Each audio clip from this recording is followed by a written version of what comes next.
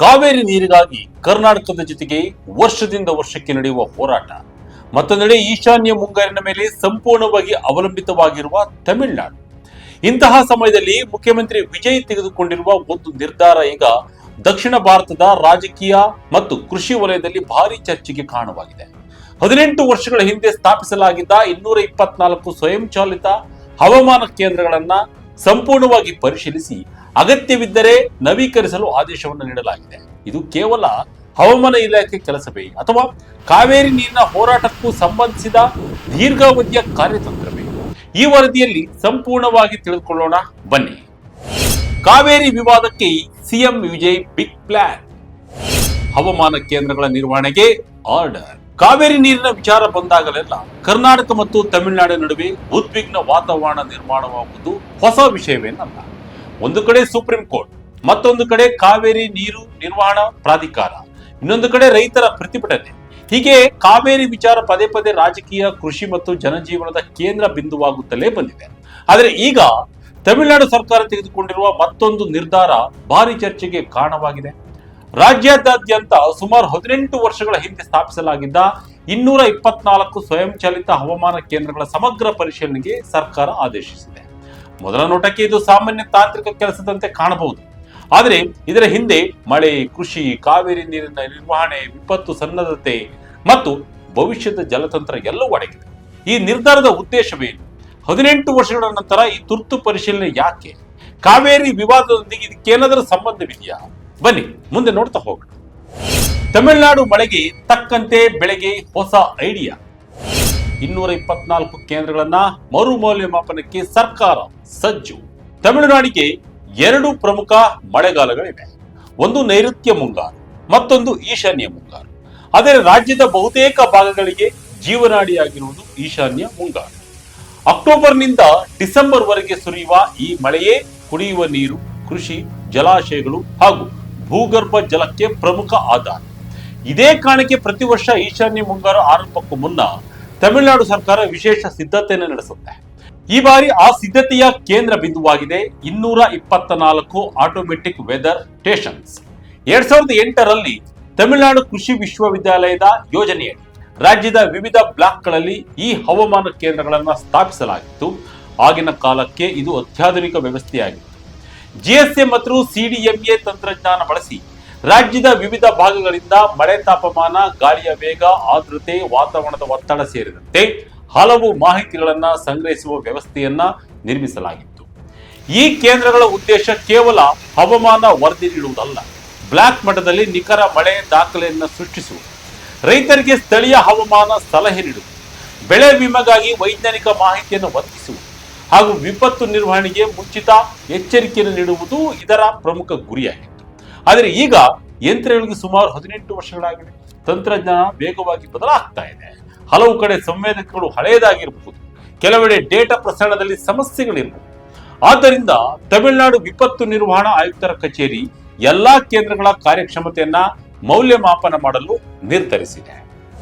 ಹೊಸ ತಂತ್ರಜ್ಞಾನದಿಂದ ಏನೆಲ್ಲ ಪ್ರಯೋಜನ? ಕಾವೇರಿ ನೀರಿನ ಮೇಲಿನ ಅವಲಂಬನೆ ಕಡಿಮೆಯಾಗುತ್ತಾ? ಎಸ್, ಇಲ್ಲಿ ಪ್ರಮುಖವಾಗಿ ಪರಿಶೀಲನೆ ವೇಳೆ ಕೇಂದ್ರದ ಸ್ಥಳ ಸುರಕ್ಷಿತವಾಗಿದೆಯೇ, ಬೇಲಿ ಇದೆಯೇ, ಮಳೆ ಮಾಪಕ ಮತ್ತು ಇತರ ಸಂವೇದಕಗಳು ಸರಿಯಾಗಿ ಕೆಲಸ ಮಾಡುತ್ತಿವೆಯೇ, ಸಂವಹನ ವ್ಯವಸ್ಥೆ ಕಾರ್ಯನಿರ್ವಹಿಸುತ್ತಿವೆಯೇ ಎಂಬುದನ್ನ ಪರಿಶೀಲನೆ ಮಾಡಲಾಗುತ್ತೆ. ಅಗತ್ಯ ಬಿದ್ದರೆ ದುರಸ್ತಿ ಅಥವಾ ಸಂಪೂರ್ಣ ಬದಲಾವಣೆಯ ಶಿಫಾರಸನ್ನು ಕೂಡ ಸಲ್ಲಿಸಬೇಕಾಗುತ್ತೆ.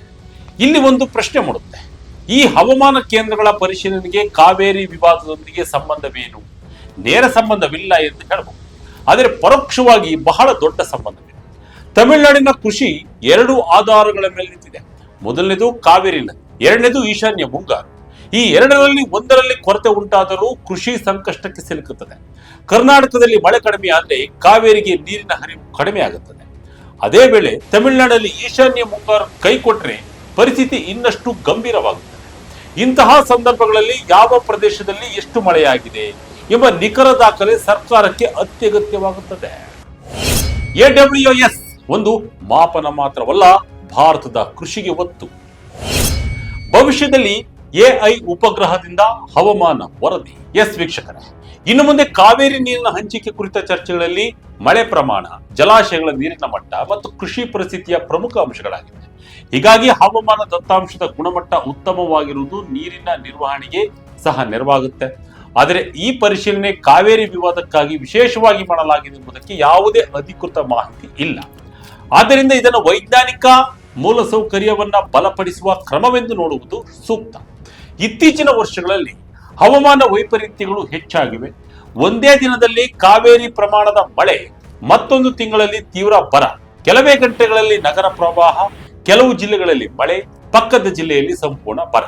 ಇಂತಹ ಪರಿಸ್ಥಿತಿಯಲ್ಲಿ ಹಳೆಯ ವ್ಯವಸ್ಥೆಗಳ ಮೇಲೆ ಮಾತ್ರ ಅವಲಂಬಿತವಾಗುವುದು ಅಪಾಯಕಾರಿಯಾಗಿದೆ. ನಿಖರ ಮಾಹಿತಿ ಇಲ್ಲದಿದ್ದರೆ ಮುನ್ನೆಚ್ಚರಿಕೆ ವ್ಯವಸ್ಥೆಯೂ ದುರ್ಬಲಗೊಳ್ಳುತ್ತದೆ. ಒಂದು ಆಟೋಮೆಟಿಕ್ ವೆದರ್ ಸ್ಟೇಷನ್ ಕೇವಲ ಮಳೆ ಅಳೆಯುವುದಲ್ಲ, ಅದು ಸರ್ಕಾರಕ್ಕೆ ನಿರ್ಧಾರ ಕೈಗೊಳ್ಳುವ ವೈಜ್ಞಾನಿಕ ಆಧಾರವನ್ನು ಒದಗಿಸುತ್ತದೆ. ಉದಾಹರಣೆಗೆ, ಯಾವ ರೈತರಿಗೆ ಬೆಳೆ ವಿಮೆ ಸಿಗಬೇಕು, ಯಾವ ಜಿಲ್ಲೆಯಲ್ಲಿ ಪ್ರವಾಹವನ್ನು ಎಚ್ಚರಿಕೆ ನೀಡಬೇಕು, ಯಾವ ಪ್ರದೇಶದಲ್ಲಿ ಬರ ಘೋಷಣೆ ಮಾಡುವ ಪರಿಸ್ಥಿತಿ ಬಂದಿದೆ, ಯಾವ ಜಲಾಶಯಗಳಿಂದ ನೀರನ್ನ ಬಿಡಬೇಕು, ಇಂತಹ ಹಲವು ಪ್ರಶ್ನೆಗಳಿಗೆ ನಿಖರ ಹವಾಮಾನ ಮಾಹಿತಿ ಬಹಳ ಮುಖ್ಯ. ಭವಿಷ್ಯದಲ್ಲಿ ಆರ್ಟಿಫಿಷಿಯಲ್ ಇಂಟೆಲಿಜೆನ್ಸ್, ಉಪಗ್ರಹ ಚಿತ್ರಗಳು ಮತ್ತು ಈ ಹವಾಮಾನ ಕೇಂದ್ರಗಳಿಂದ ಬರುವ ನೈಜ ಸಮಯದ ಮಾಹಿತಿಯನ್ನ ಒಟ್ಟುಗೂಡಿಸಿದರೆ ಇನ್ನಷ್ಟು ನಿಖರ ಮುನ್ಸೂಚನೆ ನೀಡಲು ಸಾಧ್ಯವಾಗುತ್ತೆ. ಇದರಿಂದ ರೈತರಿಗೆ ಬೆಳೆ ಸಲಹೆ, ಮೀನುಗಾರರಿಗೆ ಸಮುದ್ರ ಎಚ್ಚರಿಕೆ, ನಗರಗಳಿಗೆ ಪ್ರವಾಹದ ಮುನ್ನೆಚ್ಚರಿಕೆ ಮತ್ತು ವಿಪತ್ತು ನಿರ್ವಹಣೆಗೆ ವೇಗವಾದ ನಿರ್ಧಾರ ಕೈಗೊಳ್ಳಲು ಸಹಾಯವಾಗುತ್ತದೆ. ಈ ನಿರ್ಧಾರವನ್ನ ಕೆಲವರು ಆಡಳಿತಾತ್ಮಕ ಕ್ರಮವೆಂದು ನೋಡಿದರೆ, ಇನ್ನು ಕೆಲವರು ದೀರ್ಘಾವಧಿಯ ಜಲ ನಿರ್ವಹಣೆಯ ಭಾಗವೆಂದು ವಿಶ್ಲೇಷಿಸಿದ್ದಾರೆ.